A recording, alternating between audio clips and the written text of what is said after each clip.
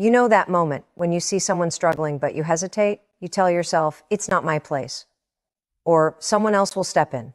But let me ask you, what if they're waiting for you? What if your silence isn't protecting you? It's hurting them. The truth is, saying nothing is a choice, and that choice can cut deeper than words ever could. Today, we're going to rip the Band-Aid off. We're going to talk about why your voice matters, why speaking up isn't just brave, it's necessary. Because the cost of staying silent, it's heavier than you think. Silence is often seen as neutral, harmless, or even respectful. People tend to believe that saying nothing is better than saying the wrong thing, but the reality is far more complex. Silence, in many situations, is not neutral at all. It carries weight, consequences, and impact, especially when someone is struggling, hurting, or facing injustice. The absence of words can echo louder than anything spoken. And while we might convince ourselves that staying quiet is safer or kinder, it can actually be one of the most harmful choices we make. When someone is going through a difficult time, they're often trapped in their own thoughts, wrestling with doubts, fears, and pain. In those moments, a word of encouragement, a gesture of support, or simply acknowledging their struggle can be life-changing. But when they're met with silence, it can feel like confirmation of their worst fears, that no one cares, that their pain is invisible, that their struggle doesn't matter. Silence can feel like abandonment, even when that's not the intention. It can deepen wounds and reinforce feelings of isolation. Often we hesitate to speak because we worry about saying the wrong thing or making the situation worse. We tell ourselves that silence is safer, but that's just an illusion. Inaction is a decision. It's choosing to let discomfort win over compassion. It's allowing fear to silence empathy. And in doing so, we unintentionally allow someone's pain to continue unchallenged and unnoticed. Silence can make someone feel unseen, unheard, and unsupported, and that can hurt more than any awkward or imperfect words ever could. Moreover, silence can be mistaken for agreement. In moments where wrongdoings happen, whether it's witnessing someone being mistreated, overlooked, or disrespected, staying silent can seem like approval. It can send the message that the behavior is acceptable or justified. Even if that's not your intention, your lack of response can be interpreted that way. And that's how harmful behaviors and injustices persist, through the silent consent of those who choose not to speak.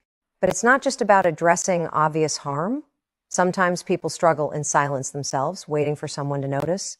They're looking for a signal that they're not alone, that someone sees them and cares enough to ask, "Are you okay?" But when no one speaks up, they may retreat further into their pain. They might assume their feelings aren't valid or that they're not worth the concern.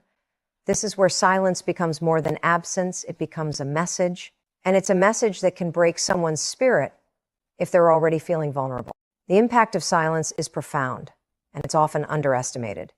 It has the power to make pain heavier, to let injustice grow, and to reinforce isolation. It's easy to believe that silence is harmless, but the truth is, it can be one of the loudest responses someone receives. And if we're not intentional about breaking that silence, we risk contributing to the very harm we wish to avoid. Speaking up isn't about having the perfect words. It's about choosing to care enough to say something, anything, that reminds another person they're not alone. We hesitate to speak up for many reasons, and most of them are rooted in fear. Fear of judgment, fear of rejection, fear of making things worse, or even fear of confrontation. These fears are powerful, and they shape the way we respond or don't respond when we see someone struggling or facing an injustice. But understanding why we hesitate is the first step in overcoming that silence. One of the most common reasons we hold back is the fear of saying the wrong thing. We worry that our words might be misunderstood, that will offend someone, or that will add to their pain instead of easing it. This fear is valid because words are powerful and they can shape how someone feels. But in our effort to avoid saying the wrong thing, we often default to saying nothing. And while we may believe that silence is safer, it often does more harm than an imperfect but compassionate attempt at support. The truth is, most people don't need perfect words, they just need to know someone cares. A simple "I'm here for you" can be more powerful than silence. Another reason we hesitate is the fear of judgment. We worry about how we'll be perceived if we speak up. Will people think we're overreacting? Will they dismiss our concern? Will they label us as dramatic or emotional? This fear is especially strong in cultures or communities where vulnerability is seen as weakness. We might tell ourselves that it's better to stay quiet and avoid drawing attention, but by doing so, we miss the chance to offer support when it's most needed. We let fear of perception outweigh the reality of someone's pain. There's also the fear of confrontation. Speaking up can feel uncomfortable, especially if it means addressing difficult or sensitive topics. We fear the tension that might arise, the discomfort of starting a tough conversation, or the possibility of disagreement. It's easier to stay silent and avoid the emotional risk, but avoiding discomfort doesn't make problems disappear. It only allows them to linger and grow. Confrontation, though uncomfortable, is often necessary to break cycles of misunderstanding or neglect. Choosing discomfort in the short term can lead to healing in the long term. Sometimes hesitation is rooted in self-doubt. We question whether it's even our place to say something. Or we think, what if I'm overstepping? What if it's none of my business? This doubt convinces us that our perspective isn't valid or that our concern is unnecessary. But more often than not, the people who are struggling aren't looking for someone with all the answers. They're looking for someone who notices, who cares enough to reach out. Even if you're unsure, your willingness to show concern can be a lifeline for someone who feels invisible. Another layer of hesitation comes from uncertainty. We don't always know how to help, so we freeze. We're unsure of the right words, the right actions, or even the right time. So we tell ourselves it's better to wait. But waiting often becomes a habit, and by the time we feel ready, it may be too late. The reality is, help doesn't need to be perfect.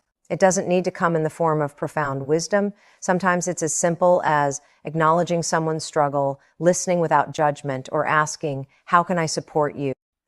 There's also a cultural element to hesitation. In some cultures, silence is seen as respectful. People are taught not to interfere, to mind their own business, and to let others handle their own problems. While respecting boundaries is important, there's a difference between respecting privacy and neglecting empathy. Sometimes the fear of overstepping keeps us from offering the help someone desperately needs. Lastly, we hesitate because we underestimate the value of our words. We assume that what we have to say won't make a difference, that our voice doesn't matter. But what seems small to us can feel monumental to someone else. A single word of encouragement, a small gesture of kindness, or even just showing up can remind someone that they're not alone. The reasons for hesitation are complex, but they all come down to one core truth: fear. Fear of doing the wrong thing, fear of how we'll be seen, fear of discomfort, and fear of uncertainty. But when we let fear dictate our actions, we end up protecting ourselves instead of supporting others.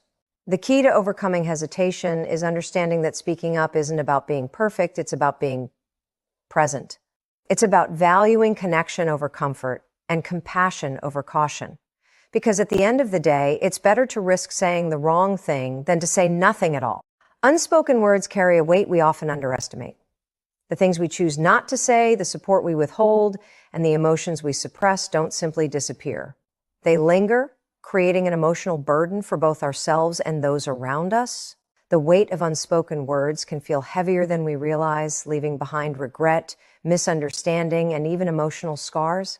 It's the words we never said, the encouragement we held back, and the truths we were too afraid to share that can haunt us the most. For the person struggling, silence can feel like a confirmation of their deepest fears. When someone is facing a difficult moment, whether it's pain, loss, or personal hardship, they are often looking for signs that they are seen and valued. A simple word of encouragement, acknowledgement, or understanding can offer comfort and hope. But when those words go unspoken, the silence can feel suffocating. It can feel like proof that their pain doesn't matter, that they are truly alone. And this perception can be more damaging than we realize. People don't always need solutions. Sometimes they just need to know that someone cares enough to say something. But the weight of unspoken words doesn't just impact those who are hurting, it affects the ones who choose silence too. Think about a time when you wanted to say something but didn't.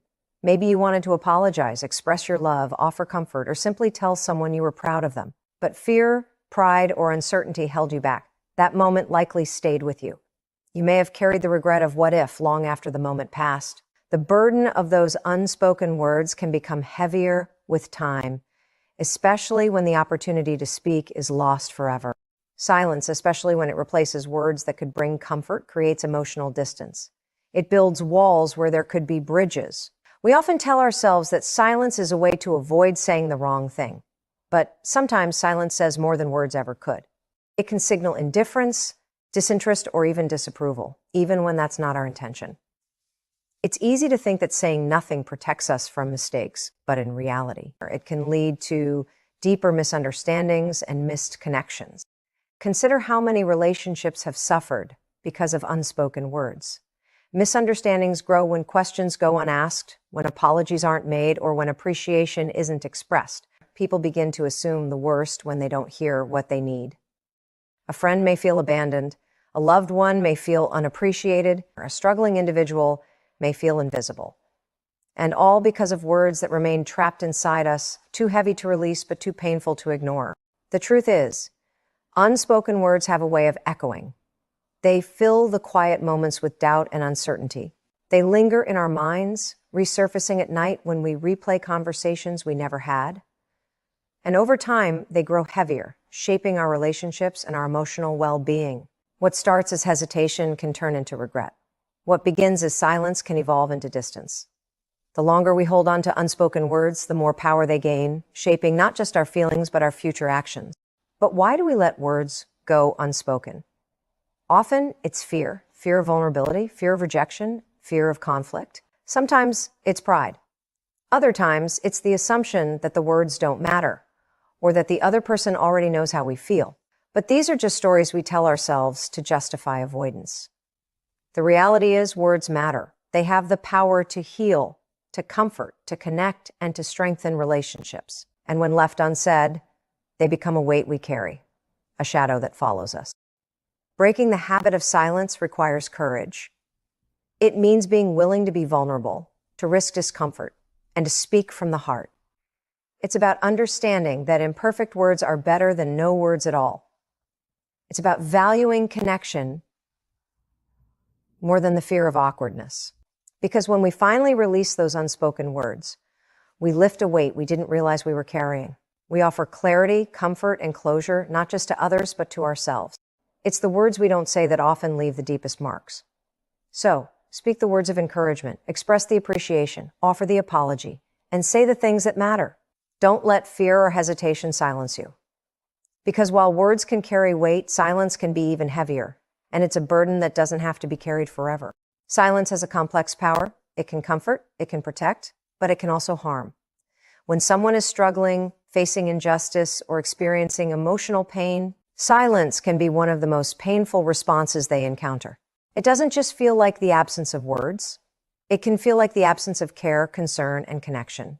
And the harm that silence causes isn't always visible, but it runs deep, shaping how people view themselves, others, and the world around them. When someone is hurting, they are often vulnerable, sensitive, and searching for signs that they are not alone. In these moments, words of support or acknowledgement can act as a lifeline. Even a simple, "I see you," or "I'm here if you need me," can remind someone that they matter. But when they are met with silence, it can feel like rejection. It can feel like confirmation of their worst fears, that they are alone, that no one cares, or that their struggles are insignificant.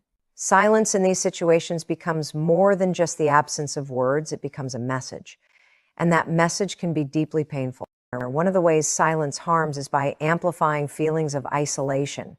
Emotional pain is already a lonely experience, and when it's met with silence, that loneliness deepens. The person struggling might begin to believe that their pain isn't valid, that it's a burden to others, or that they are invisible.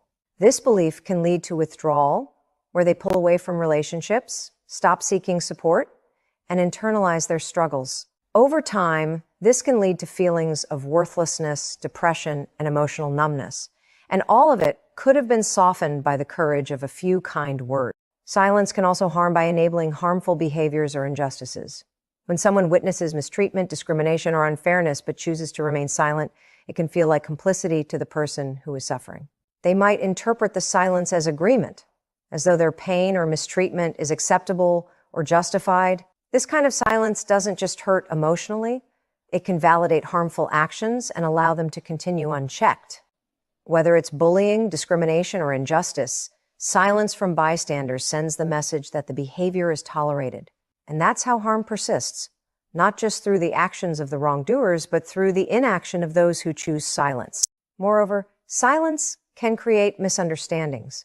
When we don't speak up to clarify, offer reassurance, or express our feelings, People are left to fill in the blanks themselves. Unfortunately, they often fill those blanks with assumptions, usually negative ones.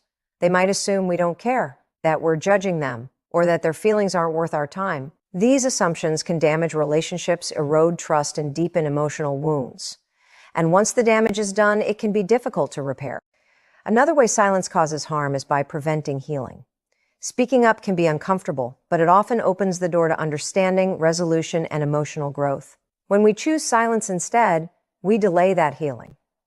We keep people trapped in confusion or pain simply because we were too afraid to speak. Sometimes all it takes is one person to break the silence for the healing to begin. One person willing to say, "I'm here" or "I care," can change everything. But when no one speaks, the pain lingers, unchallenged and unresolved. And it's not just emotional struggles where silence can be harmful. Sometimes, silence allows dangerous behaviors to continue.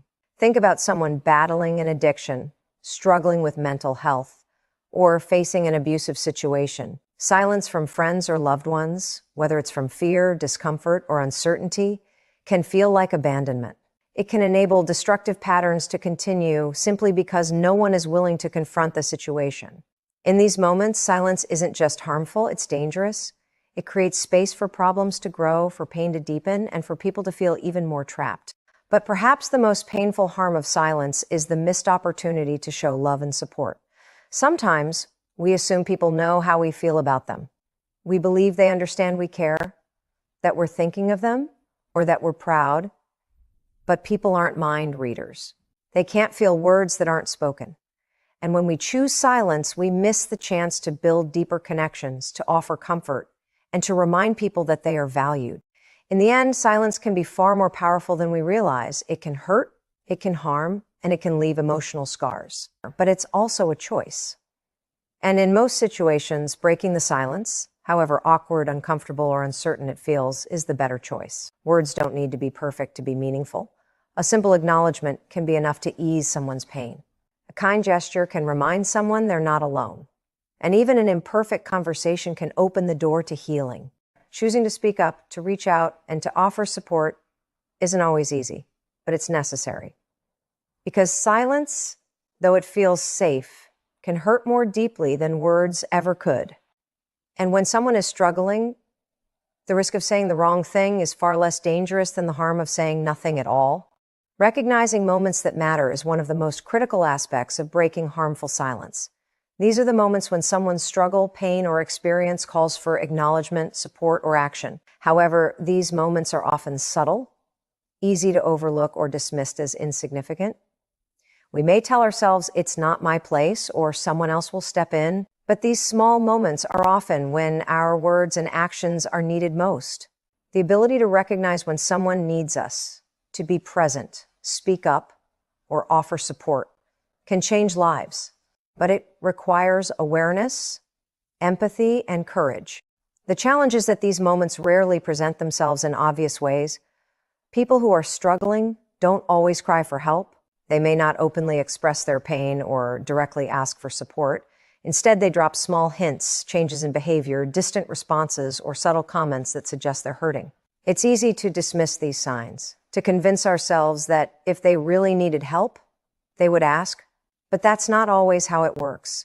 Many people feel ashamed, afraid, or unsure about voicing their struggles. They fear being judged, misunderstood, or rejected. They worry about being a burden.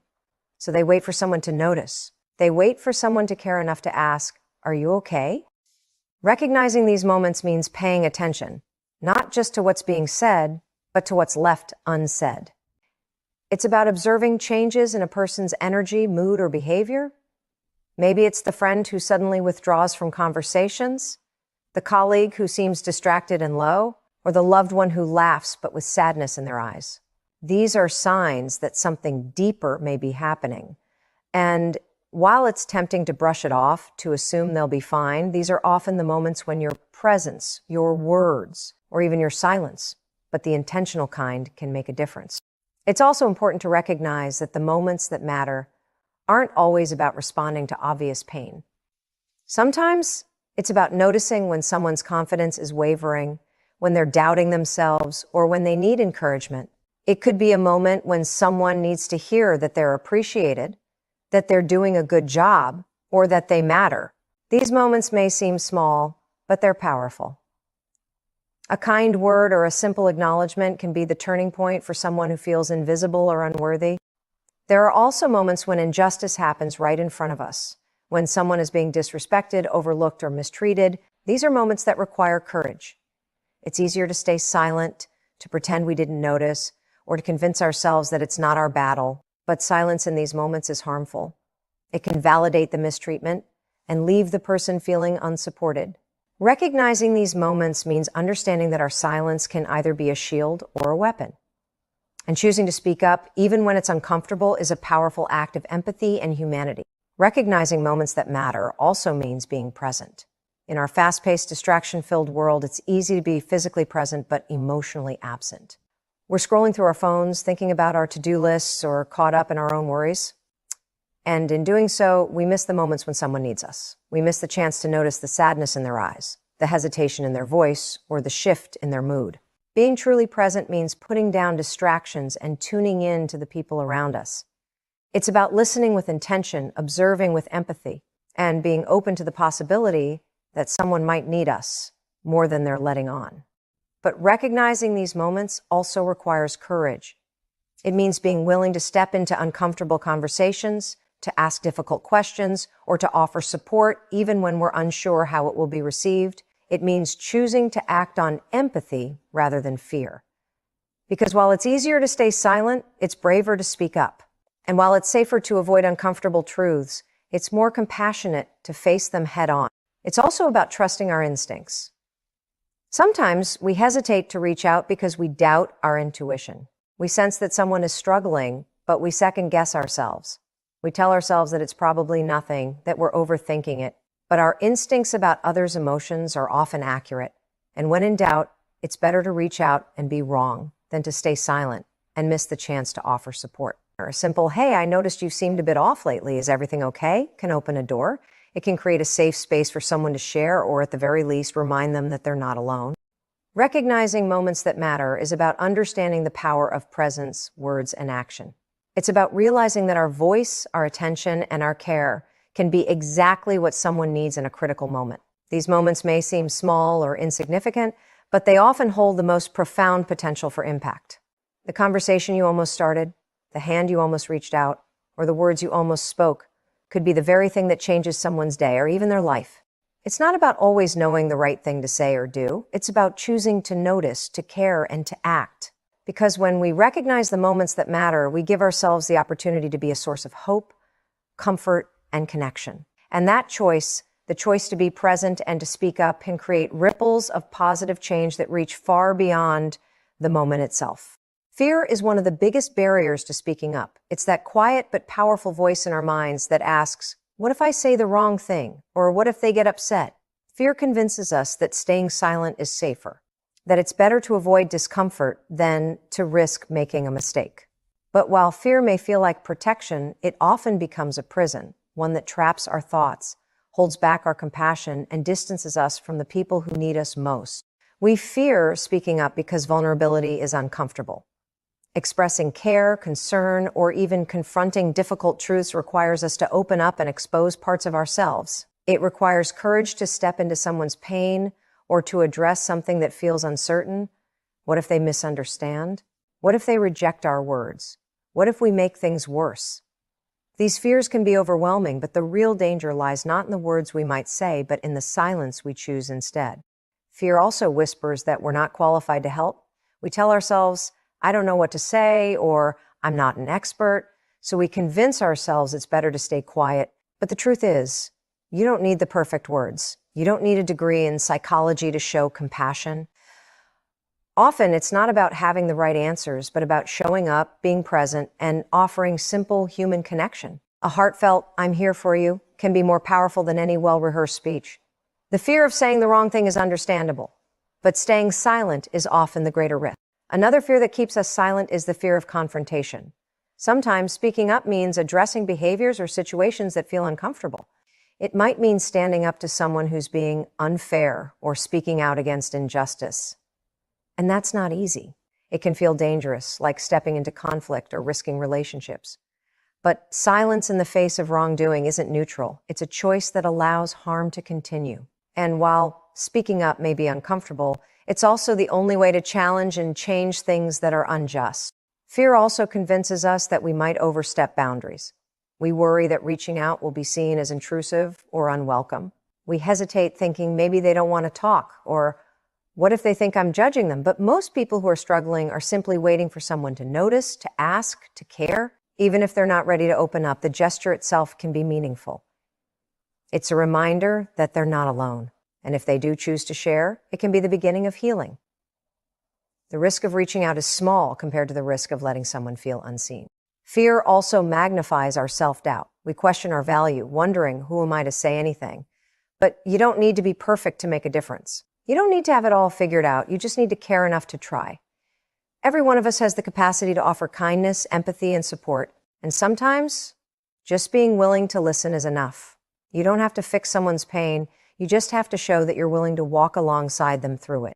It's important to understand that fear thrives in silence. The longer we hesitate, the more power fear gains. The more we convince ourselves that silence is safer, the more likely we are to retreat into it. But courage is built through action. Every time you choose to speak up despite fear, you weaken its hold. You prove to yourself that discomfort is temporary, but regret can last far longer. And every time you choose to break the silence, you strengthen your ability to show up for others in meaningful ways. Another truth is that fear often exaggerates the risk. It tells us that if we say the wrong thing, we'll ruin relationships, embarrass ourselves, or make situations worse. But in reality, most people appreciate the effort. They appreciate the honesty and the vulnerability it takes to speak up. Even if the words aren't perfect, the intention behind them matters. And if we do stumble, if we say something that doesn't land well, we can apologize and try again. People are far more forgiving than fear would have us believe. And then there's the fear of rejection. We worry that if we reach out, we'll be dismissed or pushed away, but silence guarantees distance. When we stay silent, we create a gap that grows over time.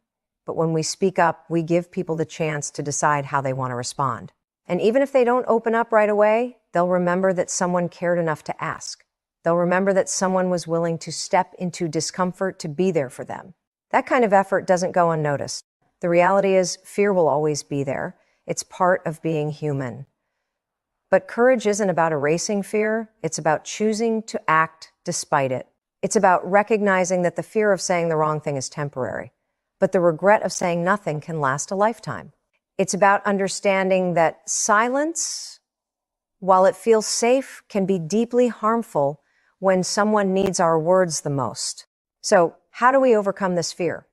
We remind ourselves of what's at stake. We remind ourselves that people don't need perfection, they need presence. They need to know that someone cares enough to try.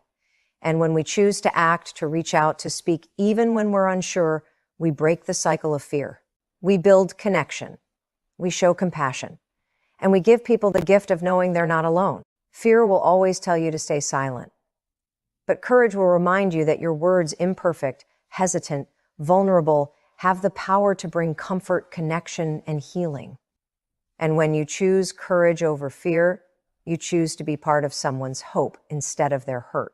Vulnerability is one of the most courageous things a person can express, but it's also one of the most difficult. In a world that often celebrates strength, control, and composure, showing vulnerability can feel like exposing weakness. It can feel like opening yourself up to judgment, rejection, or misunderstanding. But vulnerability isn't weakness, it's authenticity, it's honesty. And when we allow ourselves to be vulnerable, especially in conversations that matter, we create space for genuine connection and understanding. One of the biggest barriers to speaking up is the fear of being vulnerable. We fear that if we express concern, reach out, or open up about our emotions, we'll be judged. We fear appearing awkward, intrusive, or overly emotional. And so, we stay silent. We convince ourselves that it's better to hold back than to risk exposing our true feelings. But the reality is, vulnerability is what makes connection real. It's what transforms surface-level conversations into meaningful, heartfelt exchanges. When someone is struggling, they don't need perfect words or polished advice. They need to know they're not alone.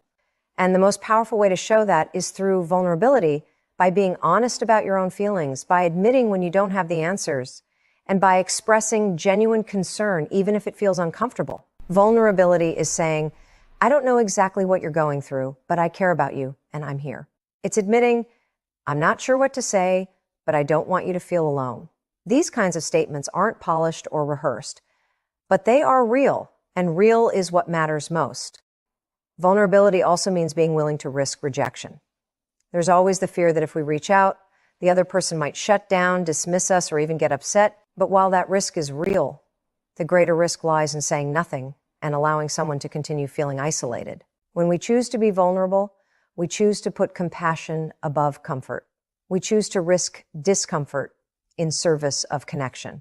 And even if our words aren't met with immediate openness, they plant a seed. They let the other person know that someone cares, that someone noticed, and that they're not invisible. It's also important to understand that vulnerability is reciprocal. When you open up, you give others permission to do the same. You create a safe space where honesty is welcomed and deeper conversations can happen. Think about how powerful it is when someone says, I've been through something similar, or I understand that feeling. That kind of vulnerability dissolves barriers. It transforms relationships. It reminds people that their experiences are valid and they don't have to carry their burdens alone. But vulnerability isn't just about sharing personal experiences. It's also about being honest when you're uncertain. Sometimes we hesitate to speak up because we don't know the right thing to say. But the truth is, there is no perfect script for supporting someone in pain. And pretending to have it all figured out can feel cold or distant. Vulnerability means admitting, I'm not sure what the right words are, but I care about you. Or I'm afraid of saying the wrong thing, but I don't want to stay silent. These simple truths can mean the world to someone who feels isolated. Vulnerability also involves confronting our own discomfort. It's uncomfortable to sit with someone else's pain. It's uncomfortable to ask difficult questions, to hear difficult truths, or to acknowledge that someone we care about is struggling. But discomfort is a small price to pay for connection. Avoiding hard conversations might feel safer, but it also means missing out on the opportunity to be there for someone in a way that truly matters. Vulnerability requires us to lean into that discomfort, to choose courage over avoidance, and to prioritize connection over self-protection. Another key aspect of vulnerability is letting go of control. We often avoid vulnerable conversations because we can't control how they'll go. We can't guarantee how the other person will respond. And for many of us, that uncertainty feels terrifying. But relationships and life are filled with uncertainty. Vulnerability means accepting that we can't control everything. We can't always predict outcomes, but we can control our choices. We can choose to be present. We can choose to speak. We can choose to care. And while vulnerability can feel like a risk, it's also a gift. It's a gift we give to others when we show them that it's okay to be real, to be imperfect, and to be honest. Vulnerability invites connection. It creates space for deeper understanding, for shared humanity, and for healing. When you choose vulnerability, you're choosing authenticity over appearance. You're choosing connection over distance. And you're showing others that they don't have to hide their pain because they're not alone. It's also important to recognize that vulnerability strengthens resilience. Every time you choose to be vulnerable, you prove to yourself that you can handle discomfort, that you can survive awkwardness, and that you can face rejection and still be okay. Vulnerability isn't about protecting yourself from pain. It's about facing pain with courage and choosing connection anyway. It's about accepting that being human means being imperfect, emotional, and uncertain, and that's okay. So how do we embrace vulnerability? By accepting that it will be uncomfortable.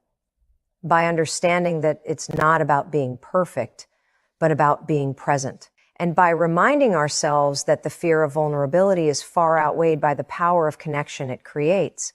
It's about trusting that even imperfect words can offer comfort, that even an awkward, uncertain conversation can show someone that they're valued. Vulnerability is a choice to show up, to speak up, and to care, even when it feels risky. It's a choice to prioritize connection over comfort and authenticity over perfection.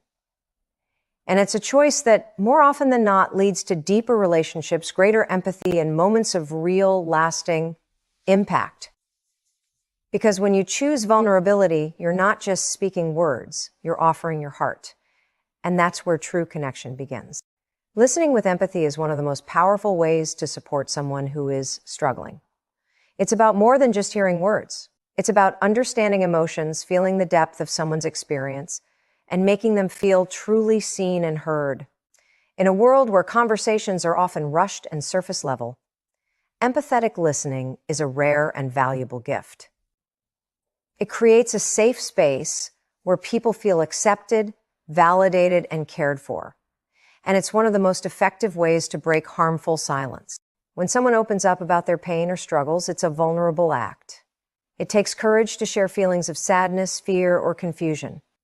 But too often, these moments are met with responses that unintentionally dismiss or minimize their experiences. We may rush to offer solutions, share our own stories, or change the subject because we're uncomfortable with their pain. And while these responses might come from good intentions, they can leave the person feeling unheard, unseen, and even more isolated. Empathetic listening is about resisting that urge. It's about setting aside the need to fix, solve, or offer advice, and instead choosing to be fully present.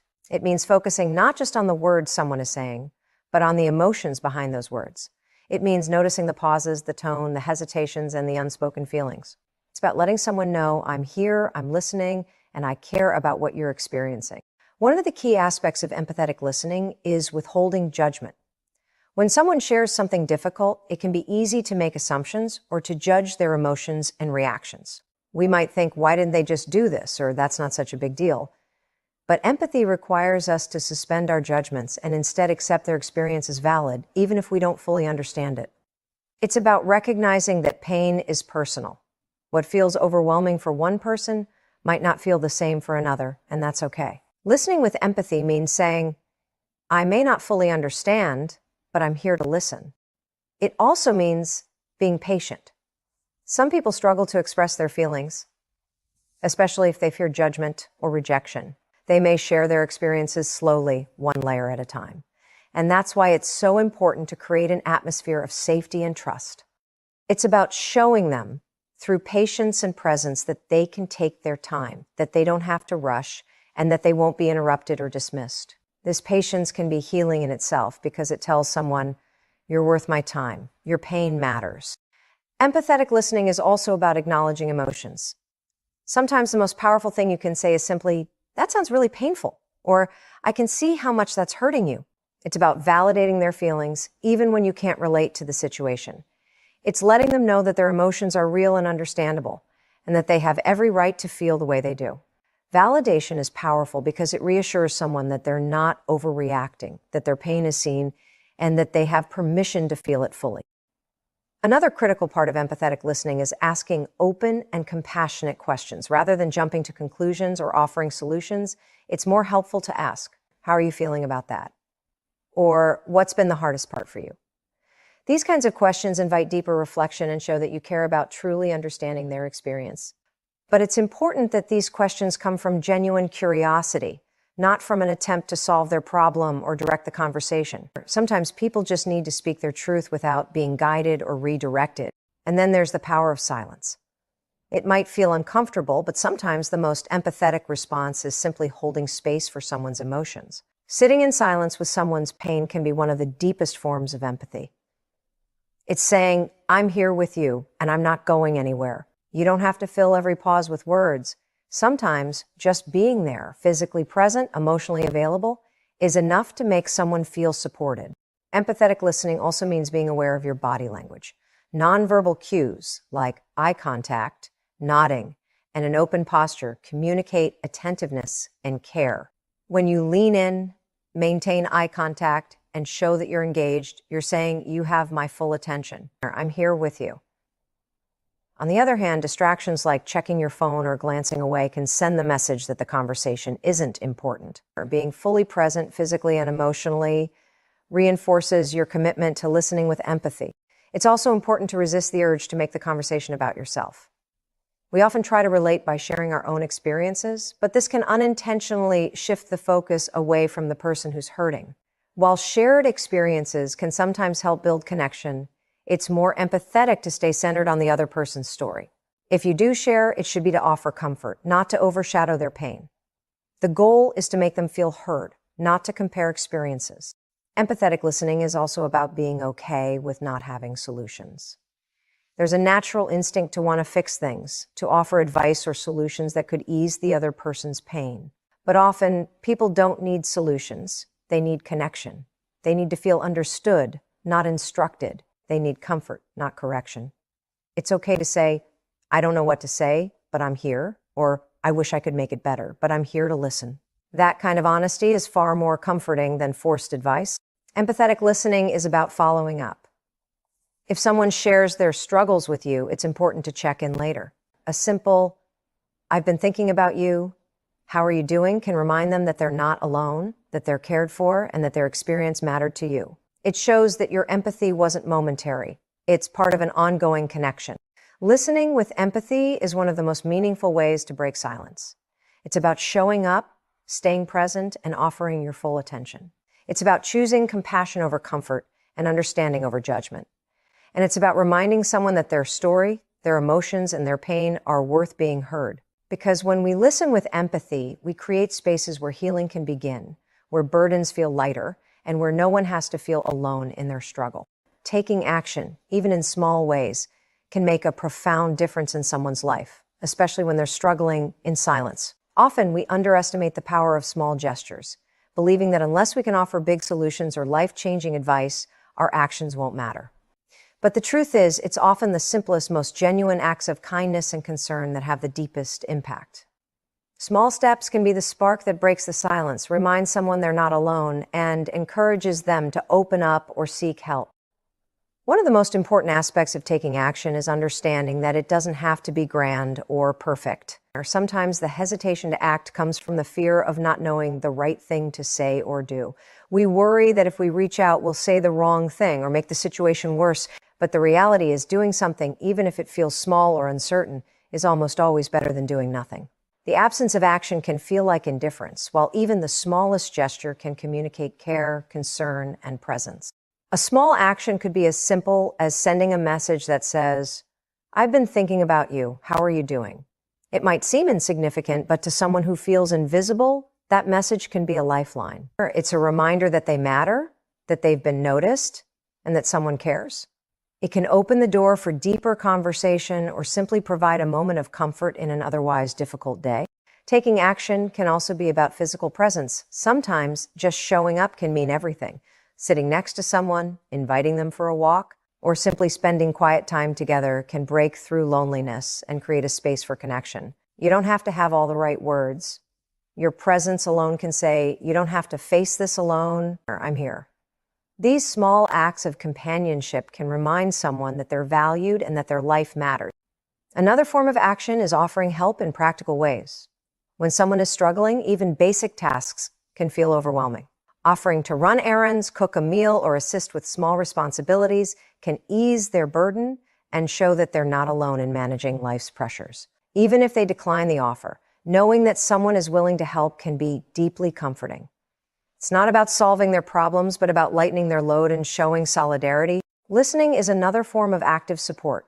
Sometimes the most powerful action is simply to listen without interrupting, judging, or offering advice. Letting someone express their thoughts and emotions freely can be a profound gift. It creates a safe space where they feel valued and understood. And if they're not ready to talk, that's okay too.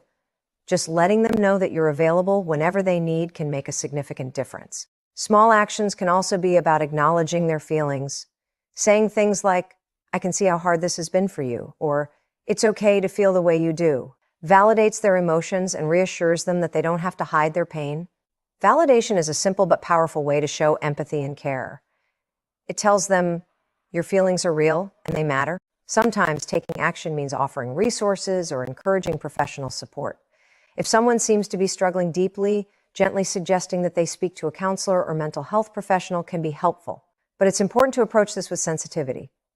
It's not about pushing them, but about reminding them that help is available and that seeking support is a sign of strength, not weakness. You can say something like, it's okay to talk to someone about this. You deserve support, and I can help you find it if you want. This shows that you care about their well-being. and that you're willing to walk alongside them in their journey. Or another way to take action is by simply remembering and following up. If someone shares something difficult with you, check in with them later. Ask how they've been feeling, how their situation is going, or if there's anything you can do to support them. This follow-up communicates that your concern wasn't momentary. It shows that you care deeply and consistently. People often feel forgotten after opening up, so consistent check-ins can help them feel valued and supported over time. It's also important to be proactive. Don't wait for someone to ask for help, because often they won't. Fear, shame, or uncertainty can hold them back from reaching out. By stepping in first, offering your support, asking how they are, or simply being present, you can break that silence and make it easier for them to open up. Even a simple, "I've noticed you seem a little down lately. I just want you to know I'm here if you ever want to talk," can be enough to start a meaningful conversation. Taking action also means creating an environment where vulnerability is welcomed. Encourage openness by being open yourself. Share your own experiences when appropriate, or express that it's okay to not be okay. When people see that vulnerability is met with kindness and compassion, they're more likely to feel safe expressing themselves. This creates a ripple effect of openness and trust where people feel empowered to be honest about their struggles. And lastly, taking action is about consistency. One small gesture is meaningful, but consistent care creates deeper trust and connection. Keep showing up, keep asking how they're doing, keep reminding them they're not alone. Consistent actions build a foundation of support, letting someone know that they can rely on you, not just once, but for the long haul. Taking action doesn't require grand, heroic gestures. It's about the small, consistent steps that show love, care, and concern. It's about breaking through silence with presence, patience, and kindness. It's about offering help, asking questions, or simply being there. Because when someone is hurting, it's not about finding the perfect words or solutions. It's about showing up, taking small but meaningful steps, and letting them know, "I see you, I care, and you're not alone." That's how small actions create big, lasting impacts. In the end, silence can be more painful than words will ever be.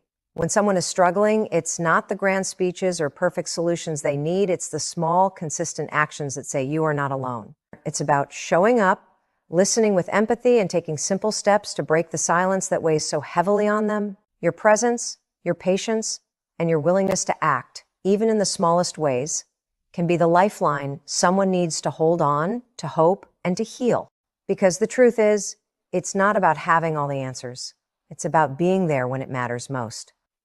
It's about asking the uncomfortable questions, offering the simple gestures, and creating a space where someone feels seen, heard, and valued. Your silence may feel safe, but it can also leave someone drowning in their own pain.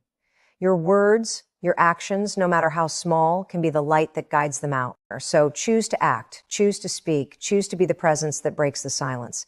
Because your courage to reach out could be the very thing that gives someone else the courage to hold on. And in a world where too many people suffer alone, that choice could save a life.